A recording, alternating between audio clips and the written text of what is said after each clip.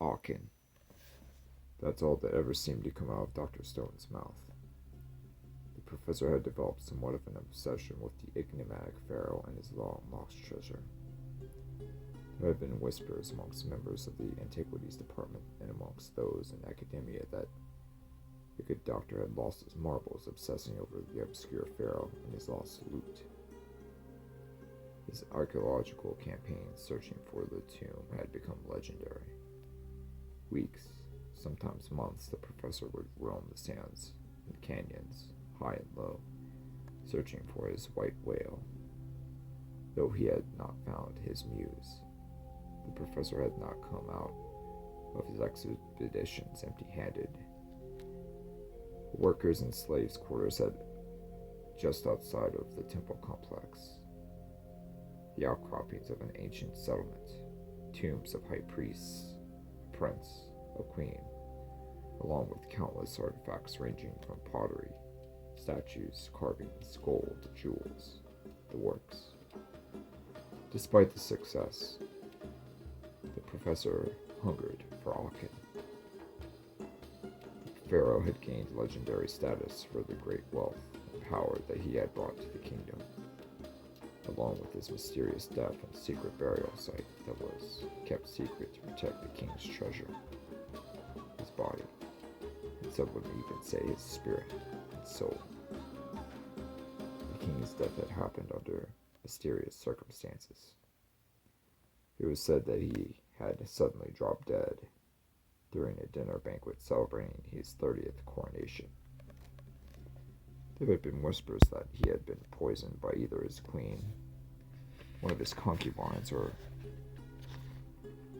one of the high priests, or that perhaps he had been bitten or stung by a stray cobra or scorpion. Whichever that may have been the case, there was said to have been a curse upon the kingdom, those who were responsible for his death, and those who would dare to disturb his final resting place. By one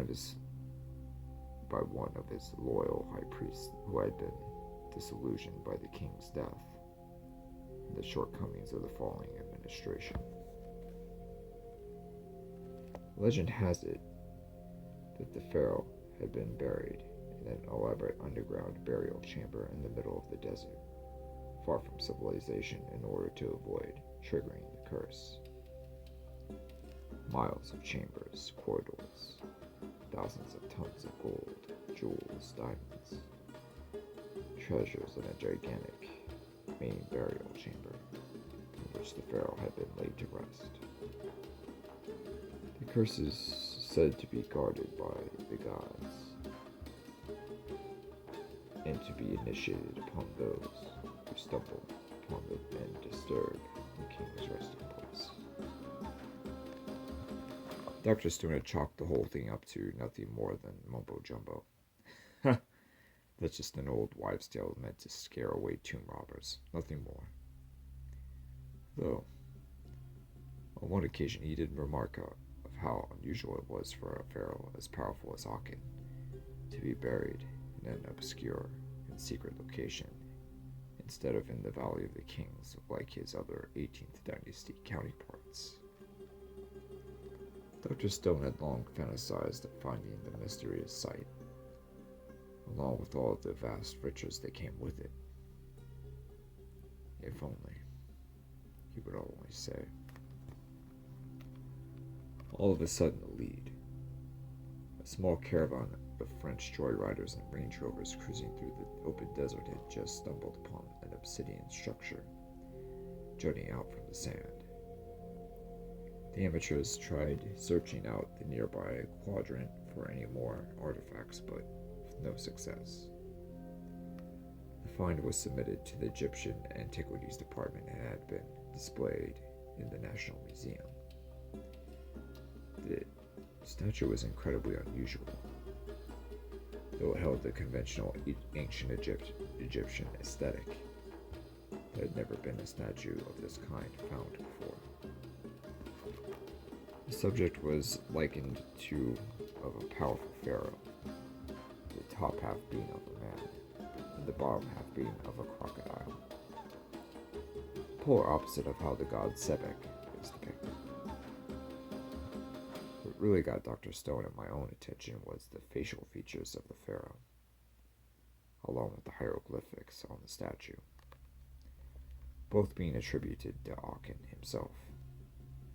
The likeness was unmistakable. The hieroglyphics spoke of a betrayed king who had descended to godhood, and yet had placed a curse on his tomb and his treasure, one that couldn't be communicated of how terrible it was. "That's it," the doctor wailed. "We have ourselves a lead, a trail." The artifact had been found in the deep desert, about 20 miles away from any road, village, city, and 15 miles away from the Nile. The doctor and myself began to make arrangements to lead an expedition into the area to see if we could dredge up anything. We were certain that plenty of other expeditions were going to be in the area and that we'd have some competition, but it didn't thwart us at all. Still, there was a strange feeling that I had, a sense of danger, a sense of wandering. Just, what if the curse was actually real? We arrived in Cairo a week later after receiving the news. Along with a team of fellow archaeologists from the Institute, we rented a caravan of Land Rovers along with a months-long supply of food, water, gasoline, an armada of digging equipment, if you will. We got all of the permits signed by the Egyptian authorities and made our way out. Word had gotten around that a British team had arrived 3 days before and were already searching. It didn't worry Dr. Stone one bit. His competition was never the focus, only Aken. Our team had a blast driving into the desert, going up and down small dunes and through shallow canyons. We were nearing the arrival point, just a few more miles away. We had selected this point as a starting, closest to where the statue had been discovered. We were planning a slow grid of the immediate area, digging and searching to see what we could dredge up. The first day began rather uneventfully, till Mr. Crate, a graduate student with a concentration in archaeology, found yet another statue. Only this time, it was of solid gold, but the likeness and dire warning were identical. To the initial obsidian one. "This will be a small fortune," Crichton said, laughing. Our team continued to dig for the rest of the day, but nothing else turned up.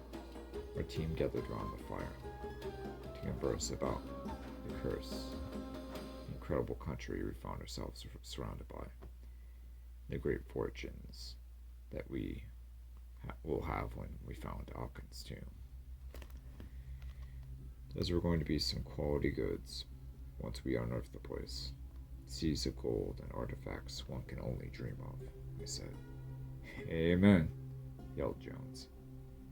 Dr. Stone rolled his eyes and chuckled. "Not too enthused, Doctor?" I asked. "Oh, I'm enthused," he answered. "Just not for the same reasons."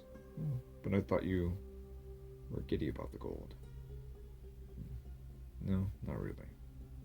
"Ah, ever the stoic," said Crichton. "Perhaps. I'm more for cementing my legacy and unlocking the mysteries of the past," added Stone.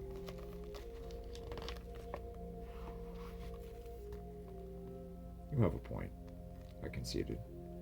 "You've already made quite a name for yourself in the fields of Egyptology and archaeology. I'd imagine that the historians will put you right up there with Carter if or when you find Aken." "The tomb of the cursed pharaoh," yelled Jones. The team laughed. Oh, Lord, Stone sighed. I went up to excuse myself and take care of some business behind a sand dune. Just as I was finishing up, I noticed something out of place in the sand. Something a shade darker brown jutting out of the sand slightly. I wasn't sure what it was. Curiosity got the better of caution, and I leaned over and started brushing away some of the sand.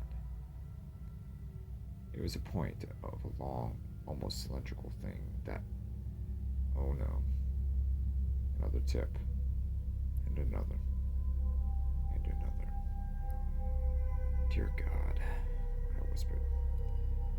I went back over to the team and told them to come have a look. They obliged and began digging into our collective form. The object was nothing other than a human hand. Dried up, but a human hand, nonetheless. We went further. Then, a head, then shoulders, a body, legs, feet, dried nearly to the bone. We continued digging. Another body, and another, and another, and another. 10 individuals in total. The bodies dried up to the bone. We all looked at each other in disbelief. One of the bodies was clutching a gold medallion. A likeness of Osiris on one side and the Eye of Ra on the other. Our hearts sank even further when we discovered several new British passports among the bodies. How in God's name? Said Stone. I shrugged. Crichton shook his head, and Jones just stood there with his mouth hanging open. You don't suppose that the curse might be... Nonsense, yelled Stone, cutting off Johnson. I mean, whether an explanation is there, Johnson continued. There's no reason for their bodies to be so incredibly dried out like that. Instead of looking several days old, they looked several thousand years old. It's not natural. At all. The confusion amongst our group continued.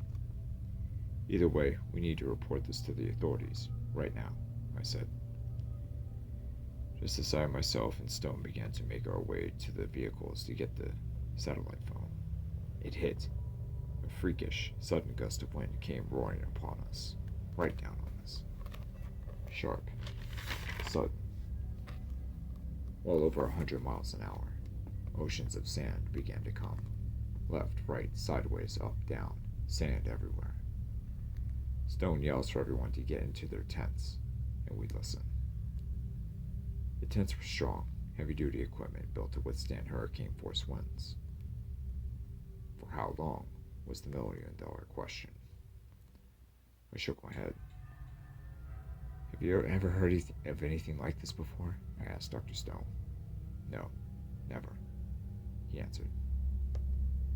We both shook our heads, listening to the howling monstrosity that was just outside of our tent, engulfing all of existence around us, swallowed whole by the massive sandstorm. 15 minutes had passed, and still the winds howled as viciously as ever. Stone was concerned that the tent might not be able to hold up for too much longer, especially if the winds were to pick up. The tent was beginning to show signs of wear and tear, when all of a sudden, we began to hear roaring in the distance. Not of the wind, but actual roaring. It sounded almost identical to a pair of lions, but that was impossible. Lions had been extinct in this part of the African continent for centuries. Yep, the sounds were unmistakable, roaring and growling in the distance, despite the chaos that was ensuing outside. Suddenly, darkness. The professor and myself were being toppled through the midnight, as though we were in a washing machine. The tent had given out, and we were being blown to the deep desert. The wind gusts must have been in the 200 to 300-mile range. Suddenly, the winds began to dissipate to a normal 5 to 10 mile an hour breeze so suddenly. Dr. Stone, are you alright? Yes. A little bit banged up, but I'm alright. I wonder if the others made it. I've never heard of anything like this. Let's go out and see. To our surprise, Jones, Crite, Johnson, and the others were right next to us. Their collapsed tents right next to ours. Then the roars returned, as clear as day, and they were getting closer. God, Robert, what is that? I don't know. The other men in the group remained silent. Our vehicles were nowhere in sight. The storm had blown us so far off course that we didn't even know where we were. The roars had stopped. Nearly a complete silence. A light breeze being the only exception.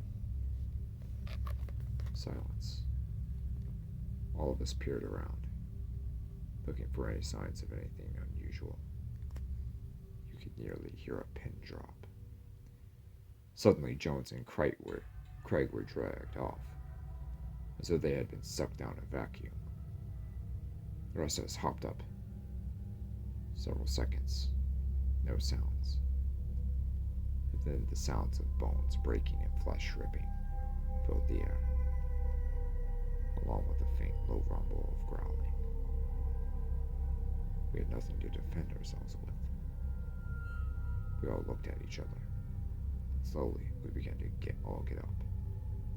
I walked and walk away, without trying to make a sound. Slowly, we would creep.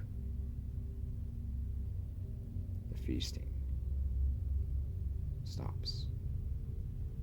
We all pause. Then we hear paw steps against the stand. Two pairs of yellow eyes appear in the darkness, circling us.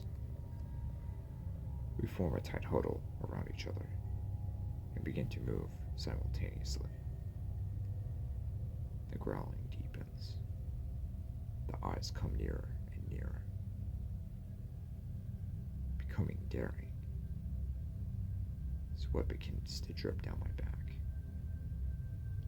Here we are, defenseless, no idea where we are, and we're being stalked by two unknown predators.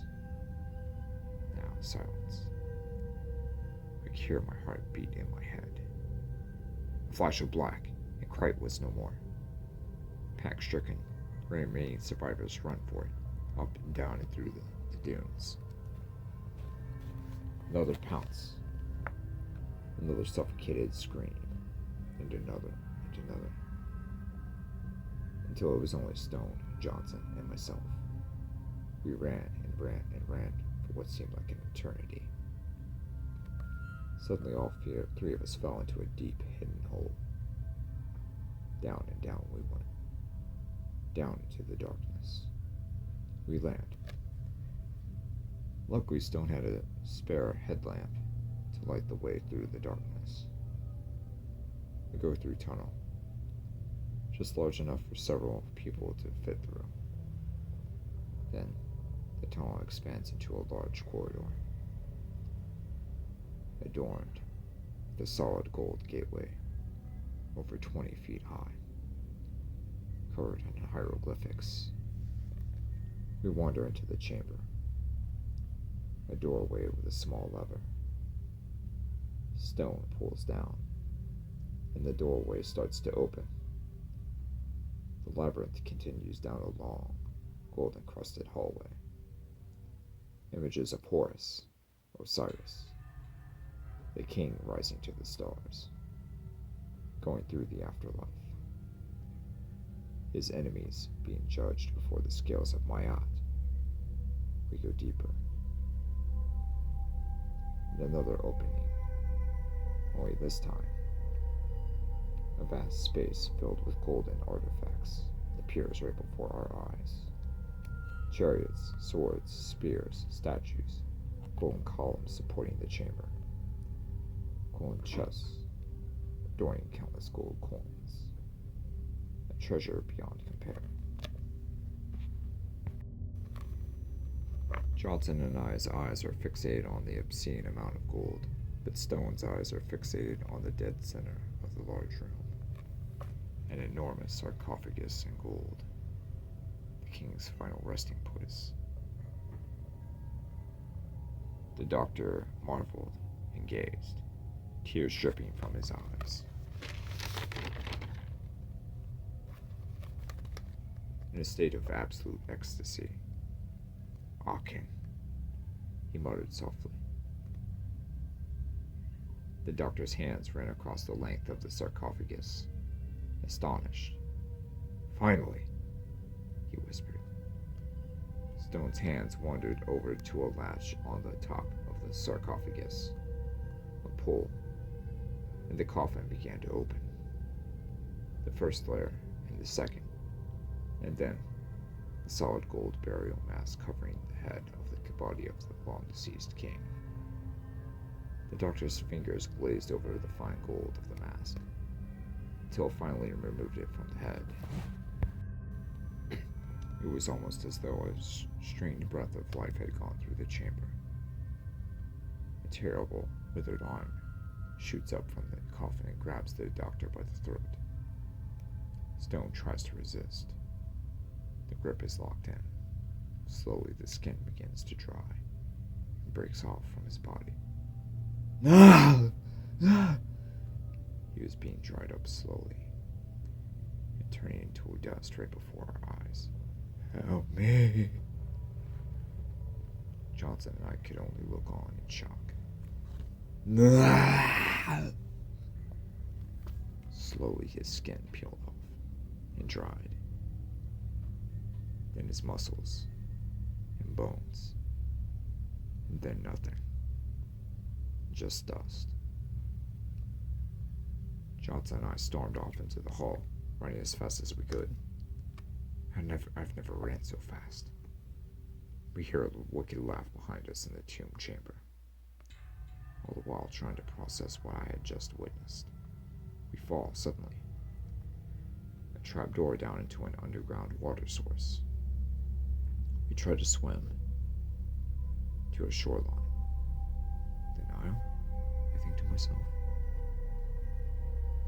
During the underground chamber, there were hieroglyphs of Set and Sebek. You could just barely make out what looked like an exit way to the stream of water that was heading down. The other side was large, sandy shore that seemed to go forever. A swarm of thousands, no, hundreds of thousands of locusts swarm us. I jump for the water. Johnson screams in agony. I dive under to avoid the frenzy.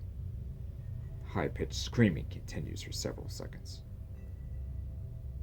Then as I slowly rise to the surface, I see the remains of Johnson's mangled body fall into the river, spewing blood into the water. The swarm starts to dissipate. Then I hear a low, deep hiss coming from a dark crevice on the other side of the river. My blood runs cold. My heart starts to pound harder and harder. I shake. Another hiss. And a deep bellow. Oh, God, no. I quickly take a look around the gigantic chamber, looking for a possible escape route. Nothing. Only by following the river is there a way out. The shaking intensifies. Jesus, I whispered to myself. Another hiss. And then two glowing red eyes, 3 to 4 feet apart from each other, positioned on the sides of the head. The behemoth was moving closer and closer. A monstrosity of over 40 feet. Black, incredibly well built. A nightmare from the ancient past, and it had its eye on me. as though hell had unleashed its most prized crocodile and sent it after me personally. The dragon galloped toward the water. It was done playing games. I made the split decision and made a swim for it. I paddled down the stream as quickly as possible. I swim. I make it past the opening, into another chamber. The current flow was starting to pick up, quicker and quicker. I looked back to see if the croc was still following me. Nothing. I paddle faster. The current picks up even more. I'm being shot out of the chamber into the open waters of oh mine's the Nile. I rise to the surface, catching my breath.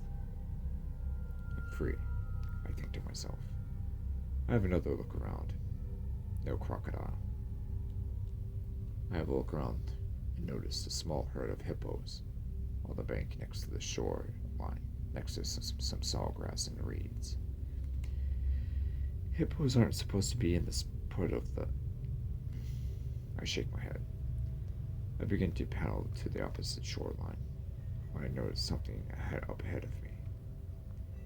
The sun was just beginning to rise, so the visibility was just beginning to clear up. Blood.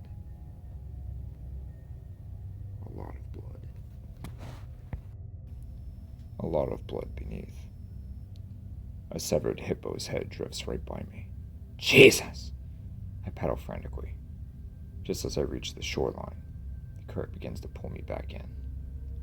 I can't escape or evade. It's pulling me right toward. There was the crocodile.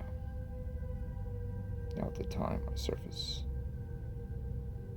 surface, floating, waiting eagerly. Almost as though it had a grin on its face, an evil grin. I paddle harder and harder. The current is unnaturally strong, pulling me straight to him. A boat on the horizon. I scream for help as loud as I can. It noticed and began to come my way. I paddle even harder. The croc begins to come my way. The boat speeds up, the men screaming. They see the croc. The monster hitches closer, hissing. I paddle faster. With all I have, the croc nears. The boat speeds close, with several men reaching for me. The monster opens its mouth, right as the men grab me and pull me up. A gigantic splash against the water. I'm up on the boat with the men, all of them yelling and screaming in Arabic. I turn to notice the blackness disappearing into the depths of the river. I shake my head and pass out. I wake up in a hospital in Cairo. I have a time trying to explain what happened to the rest of the expedition members. So I just made up a scenario of being kidnapped by insurgents in the deep desert. I'm released and allowed to return home to the States. As my plane glided over the Egyptian desert, I can make out a face in the sand. Eyes, mouth, nose, chin, staring directly at me, grinning. I shake my head. Awakens. As I soar back into the west.